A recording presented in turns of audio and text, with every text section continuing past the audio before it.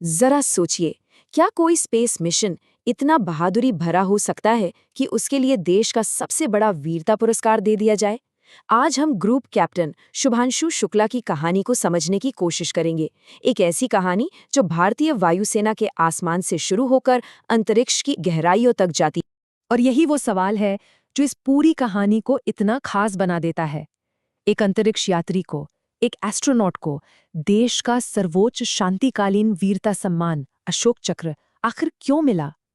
ये सवाल एक स्पेस मिशन को सीधे सीधे राष्ट्रीय बहादुरी के शिखर से जोड़ देता है। चलिए इस गुत्थी को मिलकर सुलझाते हैं। तो इस क्यों को समझने से पहले ये जानना जरूरी है कि अशोक चक्र आखिर है क्या। देखिए, ये भारत का सबसे बड़ा शांतिकालीन वीरता पुरस्कार है।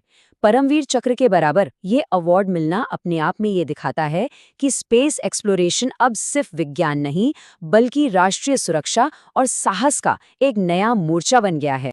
तो कौन है ग्रुप कैप्टन शुभांशु शुक्ला और कैसे एक फाइटर पायलट के कॉकपिट से निकलकर एक स्पेस कैप्सूल तक का ये लंबा सफर तय हुआ? चलिए उनके इस सफर पर एक नजर डालते हैं।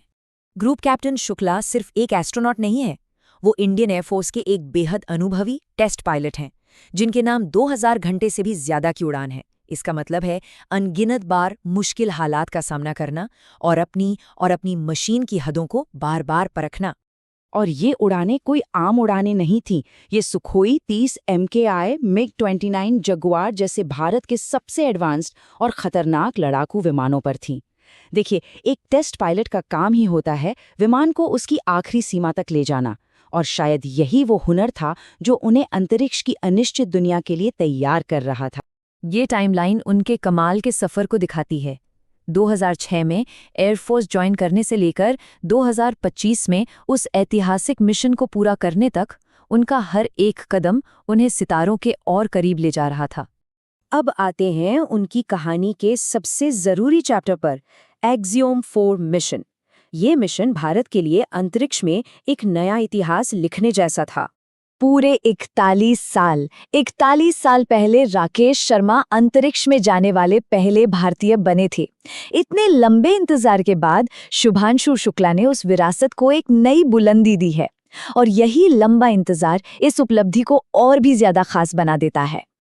देखिए, जब राकेश शर्मा अंतरिक्ष गए थे वो एक अलग दौर था। आज जब शुभांशु शुक्ला वहां पहुंचे तो ये एक नया, आत्मनिर्भर और महत्वाकांक्षी भारत है। वो अंतर्राष्ट्रीय अंतरिक्ष स्टेशन यानी ISS पर कदम रखने वाले पहले भारतीय बने। अंतर्राष्ट्रीय स्पेस स्टेशन पर बिताए गए ये 18 दिन सिर्फ 18 दिन नहीं थे। ये एक बहुत ही महत्वपूर्ण साइंटिफिक मिशन था जिसने भविष्य के भारतीय मिशनों के लिए नए दरवाजे खोल दिए। जीरो ग्रेविटी यानी वो स्थिति जहां सब कुछ तैरता है, वहां शुभांशु ने 60 से ज्यादा एक्सपेरिमेंट्स किए। उन्होंने ये भी देखा कि क्या स्पेस में पौधे उग सकते हैं, और स्प्राउट्स प्रोजेक्ट के तहत मूंग और मेथी के बीज भी उगाए। सोचिए, ये भविष्य के लंबे स्पेस मिशनों के लिए कितनी बड़ी खोज हो सकती। तो स्पेस में रहना आखिर होता कैसा है?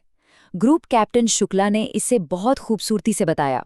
एक बच्चे की तरह सब कुछ फिर से सीखना, माइक्रोग्रेविटी में ढलने की चुनौती और उसका रोमांच शायद इसी एक लाइन से समझा जा सकता है। लेकिन शुक्ला का मिशन सिर्फ एक व्यक्तिगत उपलब्धि से कहीं ज्यादा था। इसका असली मतलब भारत के अपने मानव अंतरिक्ष कार्यक्रम गगनयान से जुड़ा है, और यहीं पर उनकी वीरता का असली मतलब सामने आता है। ये टेबल बिल्कुल साफ साफ दिखाता है कि एक्सियोम 4 मिशन इतना जरूरी क्यों था। इस मिशन से मिली हर एक जानकारी, जैसे माइक्रोग्रेविटी में शरीर पर क्या असर होता है या फिर स्पेसशिप की वापसी का पूरा प्रोसेस, ये सब कुछ सीधे भारत के गगनयान मिशन के काम आएगा। एक तरह से ये गगनयान के लिए एक एडवांस ट्रेनिंग या ड्रेस रिहर्सल जैसा था। और इसका असर विज्ञान से भी कहीं ज्यादा गहरा है। जैसा कि प्रधानमंत्री नरेंद्र मोदी ने कहा, आपने 140 करोड़ सपनों को पंख दिए हैं। उनका ये सफर देश के हर नौजवान को ये विश्वास दिलाता है कि अगर मेहनत और लगन हो तो सितारों तक पहुंचना नामुमकिन नहीं है। शुभांशु शुक्ला की इस ऐतिहासिक उड़ान के बाद अब सवाल ये नहीं है कि भारत अपने अंतरिक्ष यात्रियों को लॉन्च करेगा या नहीं। सवाल सिर्फ ये है कि कब करेगा। भविष्य यहाँ है और भारत इसके लिए पूरी तरह से तैयार नजर आ रहा है।